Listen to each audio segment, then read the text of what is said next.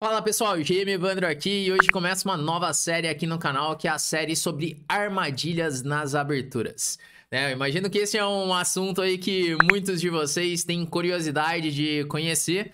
Afinal de contas, quem nunca quis aprender algumas armadilhas nas aberturas para pegar o adversário logo nos primeiros lances, ganhar rápido uma partida? Eu mesmo, quando eu comecei a jogar xadrez, comecei a estudar as aberturas, foi a primeira coisa que eu fiz, Tentar descobrir alguma armadilha para ganhar rápido do adversário.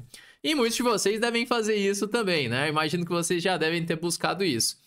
Só que, como também vocês já devem saber, nada é tão simples assim no xadrez, Então não vai ser estudando uma armadilhazinha na abertura que você vai conseguir ganhar suas partidas. Porque geralmente essas armadilhas têm algum problema. Tem alguma refutação, tem algo escondido, onde um adversário mais experiente ele não vai cair nessas armadilhas. Então, qual que é o objetivo dessa série aqui?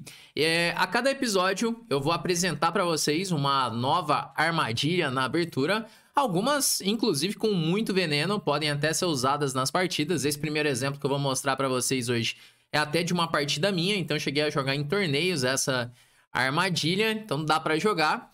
Mas o objetivo principal é que vocês conheçam os perigos que estão escondidos nessas armadilhas. Porque pode ser que você não queira jogar isso. Você fala, não, Evandro, eu gosto de jogar umas aberturas mais clássicas mesmo, Não vou ficar jogando armadilhas.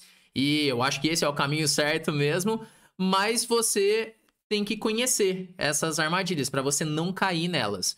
Então, o objetivo principal é você não cair nessas armadilhas. De repente, se você quiser usar também, aí é por sua conta em risco. Você pode usar aí nas suas partidas também. Mas aí você já sabe que vai ter algum problema.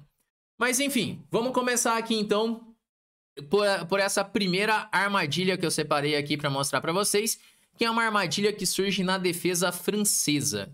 Então, E4, E6, D4, D5, aqui entra numa defesa francesa, e eu quero mostrar uma variante aqui para vocês, que é uma variante que eu jogava quando eu comecei a jogar meus primeiros torneios. Tinha ali meus 12, 13 anos, Para quem não sabe, eu comecei a jogar xadrez ali com 11, E logo eu comecei a estudar xadrez, comecei a jogar os torneios, e em 2006 eu tive a chance de jogar meu primeiro Pan-Americano.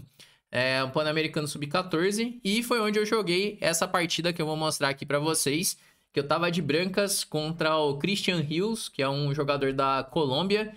Hoje ele é grande mestre também, Ele era já era forte na época já. E daí eu resolvi jogar a minha variante do avanço contra a francesa dele. Então a armadilha que eu vou mostrar aqui, o gambito que eu vou mostrar, ele surge na variante do avanço. Então com o lance E5, o branco ele ganha mais espaço aqui no centro. É um lance bem natural de fazer. E as pretas jogam agora com C5. O preto quer criar contra-jogo no centro. É o lance mais natural das pretas. O preto precisa fazer esse lance. Então, atacou a base da cadeia de peões. As brancas querem sustentar essa base com C3, defendendo assim o peão de D4. Se tomar agora em D4, quer tomar de peão e mantém assim a vantagem de espaço. Aqui, outros lances, como por exemplo, tomar em C5, bispo por C5, daí cavalo F3, por exemplo, as pretas vão começar a golpear esse centro das brancas, e depois de um F6, as pretas já vão conseguir aqui um forte centro de peões, Esse centro ele pode avançar, inclusive.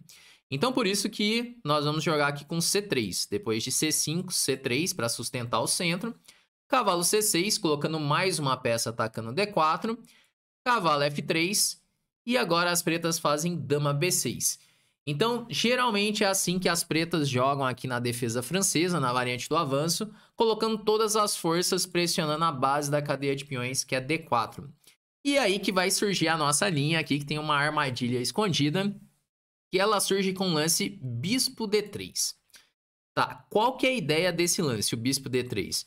Bom, primeiro que é uma casa muito ativa para o bispo, Então, se você imaginar que o branco tem mais espaço no centro e na ala do rei, que as brancas podem atacar na ala do rei, o bispo em D3 ele está muito bem colocado. Vamos imaginar que em algum momento o preto consiga rocar, o bispo já está mirando lá para H7. Só que tem um defeito, esse lance, Se a gente observar aqui, O preto, ele tem duas peças atacando D4, o branco só tem um cavalo em F3 defendendo.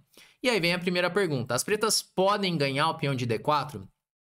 E aí que tá aqui essa pequena armadilha aqui escondida nesse gambito, que depois de C toma D4, C toma D4, as pretas não podem tomar o peão de D4, porque esse lance ele perde uma peça imediatamente.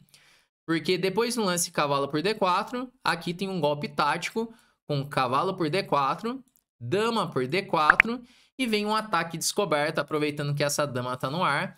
As brancas podem fazer bispo B5 cheque. E aí com bispo B5 cheque já está caindo a dama em D4. Então essa é uma pequena armadilha que tem aí escondida.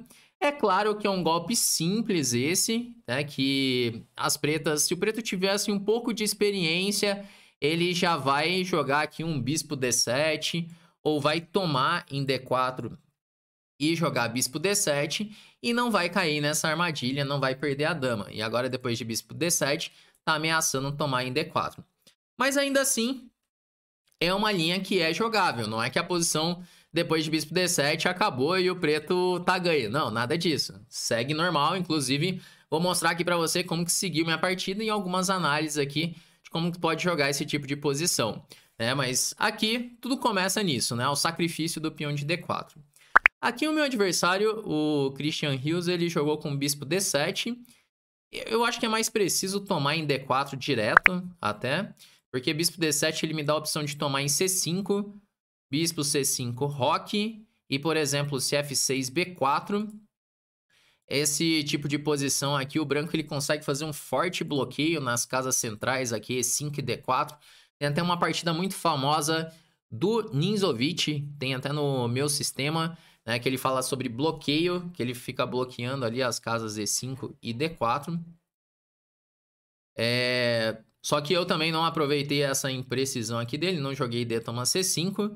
Eu, na época, só conheci os gambitinhos ali, não conhecia muito de estratégia e não aproveitei essa ordem dele, mas é mais preciso jogar C por D4. C por D4 e agora bispo D7 para não dar a opção de tomar em C5. Inclusive, no meu curso de francesa lá no Chessflix, eu mostro como jogar essa variante de pretas, né, para galera que joga aí francesa.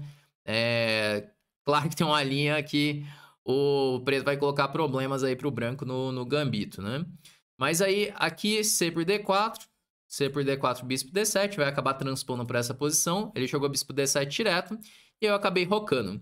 E agora eu tô sacrificando mesmo o peão de D4, ele pode ganhar esse peão. E ele aceitou o desafio, aqui ele fez C por D4, eu faço C por D4. Inclusive, hoje em dia, tem muita gente jogando lance torre 1, sacrificando o peão de C3 mesmo, e jogando essa posição onde o branco sacrifica o peão e tem bastante compensação pelo peão sacrificado por conta do desenvolvimento. Então, assim, não é uma simples armadilha que dá o peão e espera o cara dar a dama e fica torcendo para ganhar dessa forma. Não, é um gambito onde a gente vai sacrificar um peão para conseguir uma vantagem no desenvolvimento e aproveitar essa vantagem no desenvolvimento na abertura. De repente, aproveitar que o rei está no centro, né? Então, é uma linha que está sendo bastante jogada. O Vatila Grave até jogou essa posição recentemente. Mas na época, eu acho que ninguém tinha jogado torre 1. Eu joguei com C por D4. Então veio cavalo por D4, cavalo D4 e dama por D4. E agora eu simplesmente faço um lance cavalo C3, desenvolvendo mais uma peça e sacrificando o segundo peão, agora sacrificando o peão de E5. Então assim, se você for jogar esse tipo de variante aqui, você tem que jogar de acordo com o espírito aí da posição, e é atacar. Você vai deixar o material em segundo plano, né? Então você vai ter que sacrificar material mesmo para aproveitar a sua vantagem no desenvolvimento. Na época, né, era novinho ali, eu só queria atacar, sacrificar os peões, jogar ali os gambitos e tudo mais. Hoje em dia a gente joga um pouquinho mais sólido, né?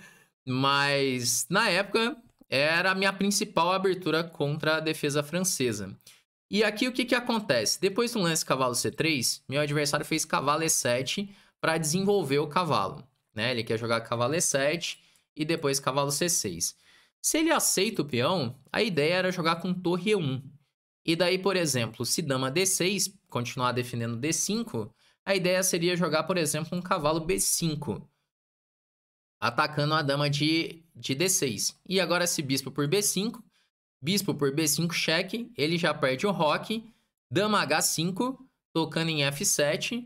Daí, por exemplo, F6. F6, na verdade, pode rolar um dama... Já tá rolando dama E8, né? Na verdade, aqui depois de dama H5, ele teria que defender com G6 e não F6. Daí, dama F3, por exemplo, toque em F7 de novo. E ameaça bispo F4, ganhando um tempo em cima da dama.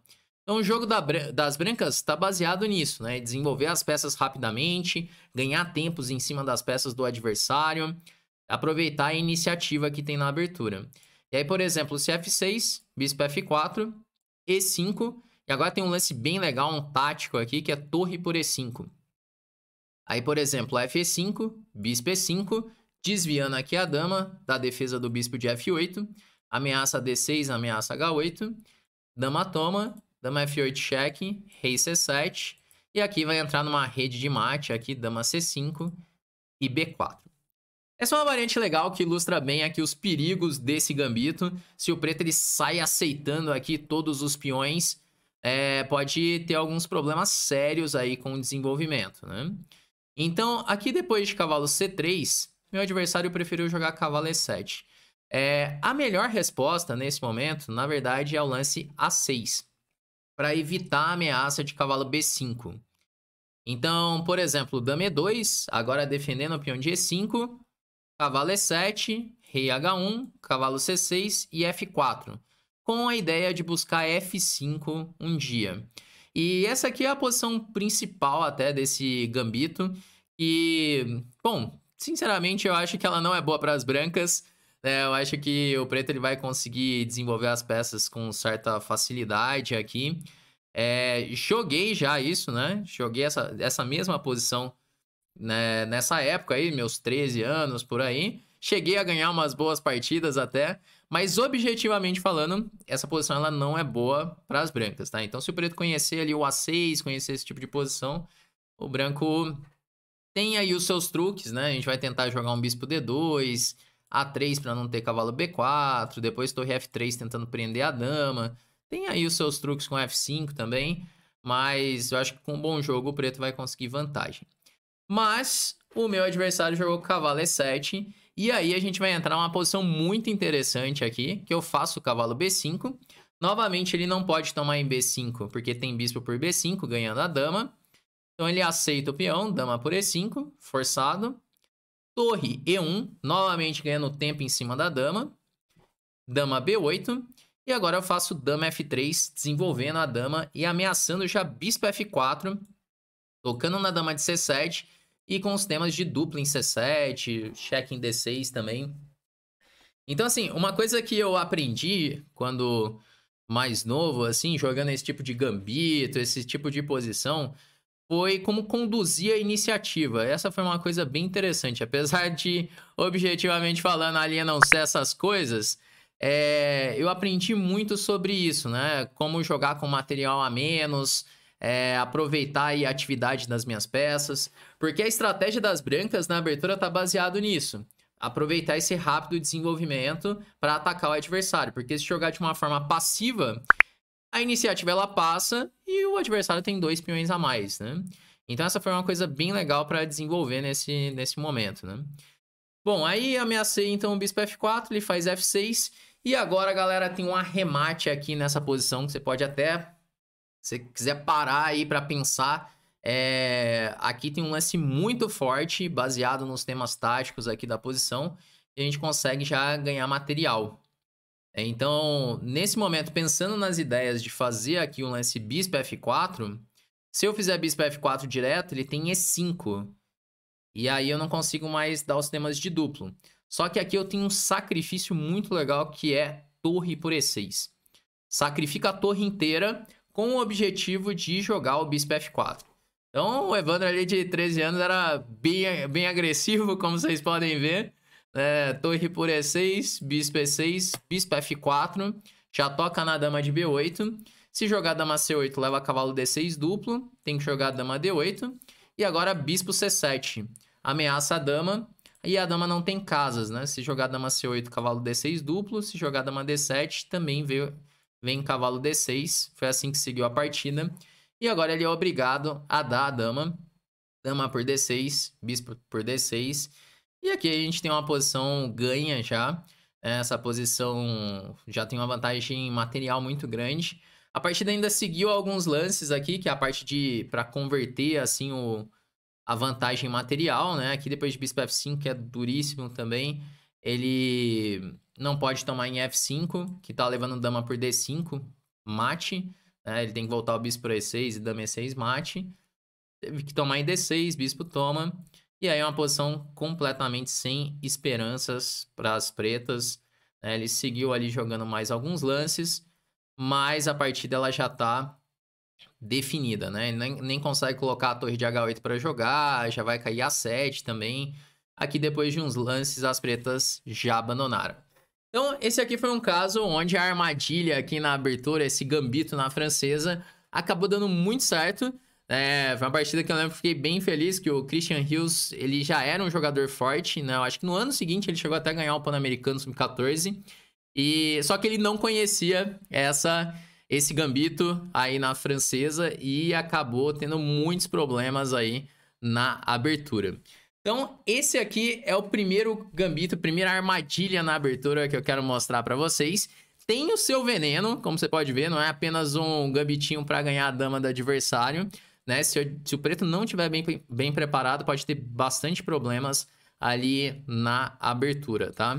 E aí, pessoal, quero saber o seguinte, o que vocês acharam aí desse primeiro episódio da série? Você gostou? Acha legal essa ideia? Você acha que eu devo fazer mais episódios como esse, explicando algumas armadilhas que vocês podem usar nas aberturas? Ou então que vocês podem ficar preparados para não levar, né, os golpes que tem nessas armadilhas também?